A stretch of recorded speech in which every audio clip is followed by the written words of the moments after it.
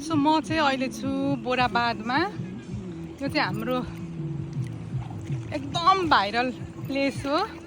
अनि भाइरल भइसकेपछि मान्छे आउँदैन जस्तो लागेको छ होला, तर यहाँ कति धेरै क्या। यो चाहिँ एकदमै नेचुरल हो नि त, अनि यसको कम्पेयर चाहिँ कोहीसँग पनि गर्नै सकिँदैन कि। सो यसलाई चाहिँ कसैले भाइरल बनाउनु पर्दैन, यो आफैमा भाइरल हो।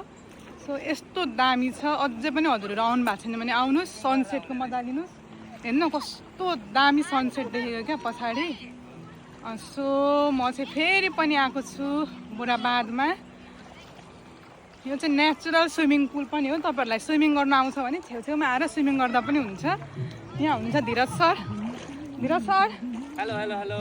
कस्तो छ यो प्लेस भनिदिनु त, यो प्लेसको बारेमा। What a beautiful place. All time favourite हो यो चाहिँ। जतिखेर आउँदा पनि हुन्छ। सनसेटको मजा लिनुहोस्, खतरा दामी हुन्छ।